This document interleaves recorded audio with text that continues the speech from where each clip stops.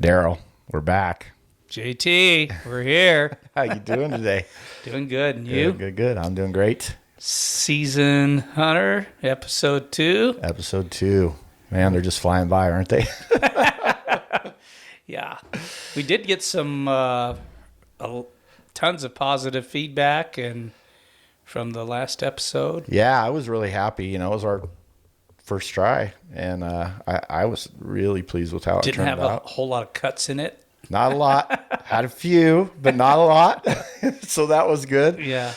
Hopefully we can keep that. Yeah. Keep that up, but whatever. I mean, we'll make our mistakes for sure. Yeah. So what's been happening?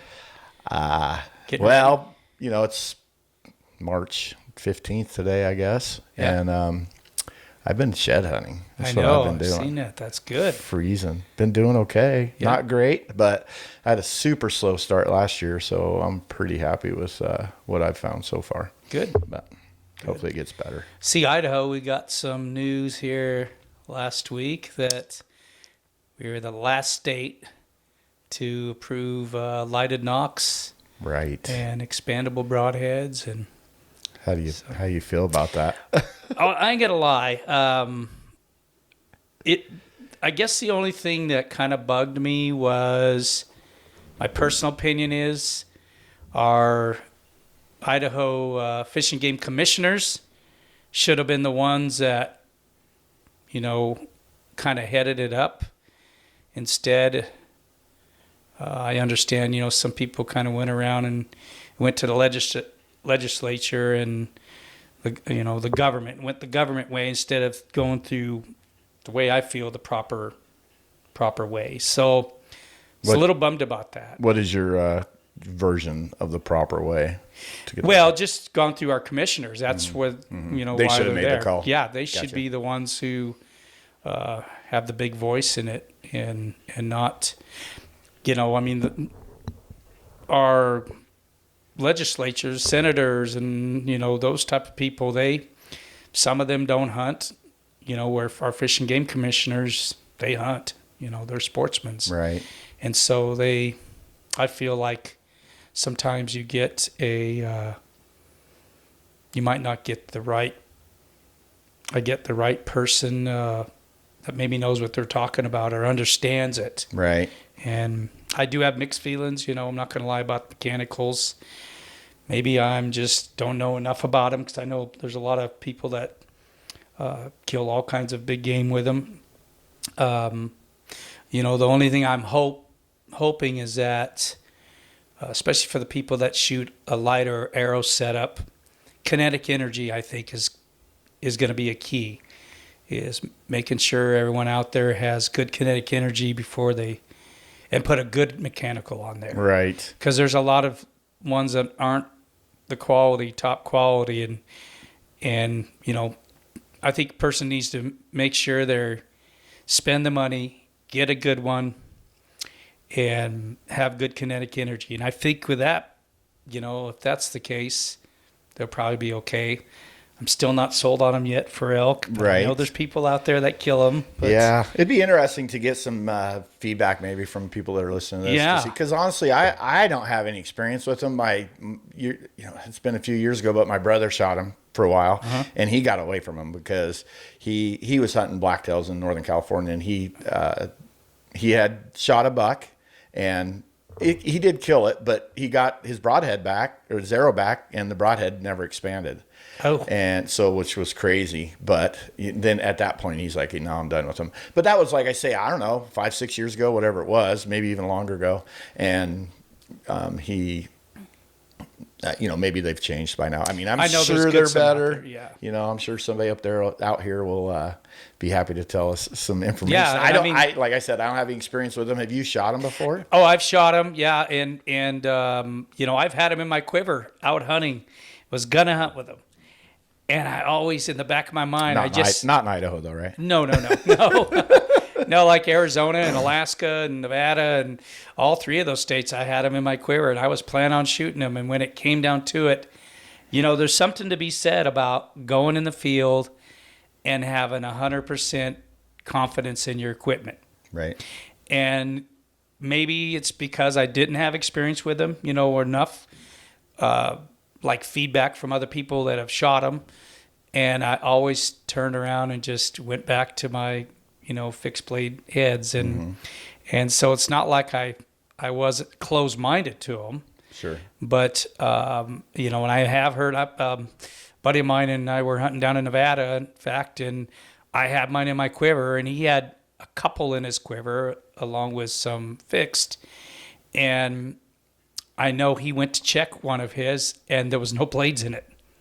They'd completely fallen out. Wow. Not saying that they're all like that, because Right. I know there's some good ones out there. I'm sure there are. So, Sure there are. and I can't say who's good and who's not, because I don't have any experience. But I have shot lighted Nocks before, just kind of messing around. And Yeah. I honestly don't really have a problem with. I think it'd be good to be able to find your arrows. Yeah. I guess they got some with Bluetooth and everything, and I don't know how That fancy. seems a little extreme. It does to me. But whatever. That's Yeah. cool. I guess you want to do that stuff. But, Yeah, but I know people are going to use them. All I could say is I just hope that people use common sense and think about the animal, and have good kinetic energy to make sure they deploy. I don't know if you knew this or not, but Idaho, this area was like one of the first places, one of the first expandables actually designed here. No, did not know that. And so like the high point of the back part of the blade, the taller part of the blade it looked like a fixed broadhead. It had a little notch in it. And the idea was that side was sharp, that little notch would catch the skin, and then there was a hinge on the back. It would open up, and that side was sharp. Oh. But it was, this was back in the day when a lot of we're talking in the 80s, I believe it was, when a lot of the blades were only 10 thousandths thickness. And these weren't stainless steel blades. They were, I think they called them like a carbon blade, and they could actually rust. Wow. And my hat's off to the person that, came up with that idea. Unfortunately, he, I'm sure, did the best he can. And I know some guys who shot him, and I know they had some problems with deploying the one blade. They were a 4-blade. One blade came out already. At least the ones I've been around were 4-blade. Okay. That totally slips my mind, the name of them. I wish I remember that. But anyway, so, Idaho, just like 65% let off, allowing higher let off than that. We were the last state for that too. So here we go. We're in the mix. I think Idaho. We're getting totally off subject of what we were going to talk I about, know. by the way. But I think Idaho, a lot of times, sees how things work in other states before they move forward with that. I feel like I think that's not a bad gig. Yeah. But Yeah. tell me, and like I said, I don't know much. You obviously have a lot more experience with the expandables than I do. Neither of us have much. Yeah, but I don't have much, but what's the advantage versus a fixed broadhead? well, I know for a lot of people, and this is a misconception too. A lot of people think that you shoot your target points, you sight your bow in, expandables are going to shoot exactly the same. In a lot of cases, they do.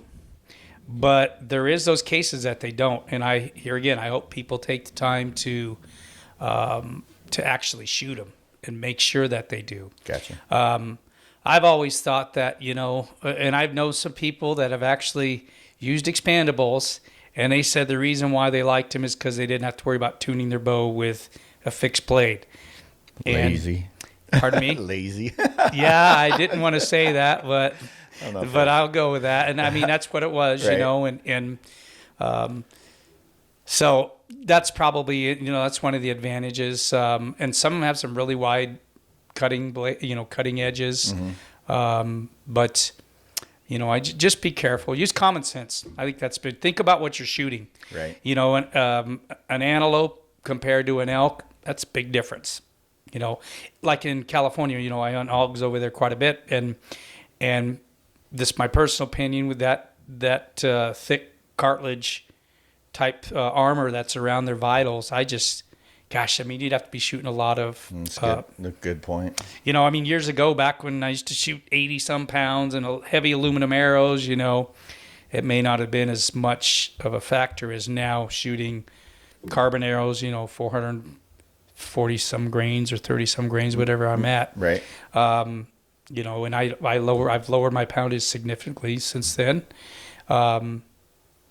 So, I don't know yet. For me personally, I'm kind of certainly on the fence. And here again, like it says, I wasn't a fan of the way it went through legislature. Yeah, that's probably the people more though. I just hope people understand that that they're excited. A lot of people are excited about expandables, lighted Nocks, and all that. But the way it got passed could have a significance on the future of our seasons. Exactly.